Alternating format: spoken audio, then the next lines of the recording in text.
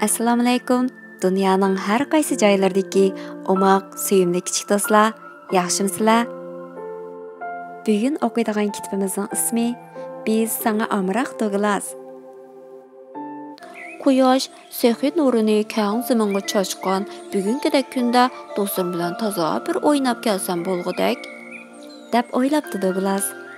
Shuning bilan u sirtga chiqib do'stlarini izlabdi. Biroq hamma yerni izlasimi, biror do'sti ko'rinmabdi. Tuyuqsiz u bir narsaning ovozini anglab qopdi. "Yaxshimisan, Foloshi? Sen qandoq bo'lib bu yerga kirib qolding?" deb so'rabdi Douglas. Foloshi cho'nqur birni tinib olgandan keyin, "Qo'zichoq ikkimiz mükü-mükülan o'ynayotgandik. Tuyuqsiz men bir narsa qisilib qoldim. Qo'zichoqmi ko'rinmadi?" debdi. "Ansirma." Douglas shundoq degach, Foloshini ko'tarib yerga tushirib qo'yibdi. Foloshimo Douglasga minnatdorligini bildirib, uni quchoqlab qo'yibdi.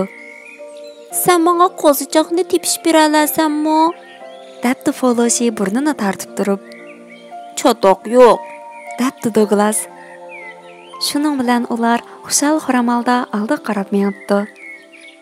Ular kona ochliq ombirdan o'tganda Seg'inkala va uning do'stlarining ko'pchilik uchun qaymoqlar laylab turgan mezlik sut tayyorlayotganligini ko'ribdi. "Yaxshimisizlar?" debdi Seg'inkala. "O'ltiringlar, sizlarmi bizning bo'ljirgan va banan ta'mlik sutimizni tetib beqinglar." "Hozir bizning vaqtimiz yo'q, Seg'inkala. Biz yana texi qo'zichoqni uzmasak bo'lmaydi. Sen uni ko'rdingmi?" debdi Douglas kulib turib. Seg'inkala ustalning ostiga qarab, "Yo'qkan, bo'lmasa sen hamma yerning osti, usti, o'ng so'l taraflariga qarab boqamsan?" debdi. Douglas Seg'inkalaning nima deyotganligini tushunmabdi. Biroq u yanala Seg'inkalaga rahmat aytib, yo'lini davomlashtiribdi. Douglas bilan Foloshi kichik bir tog'ni, qo'yiq cho'plikni kesib o'tib, cho'ng bir o'rmonlikqa ketdi. Ular taraf-tarafdan qo'zichoqni izlayotganda, osmondan tuyuqsiz 3 toshqon tushib, ularni qo'rqitibdi. "Yaxshi tutding. Senmi biz bilan birga o'ynasang bo'lmamdi?" debdi orsidagi bir toshqanchoq. "Yo'q, bo'lmaydi. Biz qo'zichoqni topmasak bo'lmaydi", debdi Douglas. "To'limi afsus. Agar sen biz bilan birga o'ynagan bo'lsang, men texmi cho'ngroq trampolinda o'ynay olaydim", debdi toshqanchoq uhsinib. "Sizlar qo'zichoqni izlayotgan bo'lsanglar, nemishqa chatqonlikqa berib qarab boqmaysizlar?" Chatqonlikqa kelgandan keyin Foloshi shunda hayajonlanib ketibdi. Douglas uning qarab, "Bu yerda nima bor-kin? Bir qarab boqaylik-chu." Douglas shundoq degach, yo'pirmoq dovusini qalaymaqan oqtirg'il turibdi. "Yo'q turdi-g'u. Ko'rinmaydi-g'u." Bu yerdami yo'qkan? Bu yerdami yo'qkan? Bu yerda qo'zichoqning soyasi ko'rinmabdi.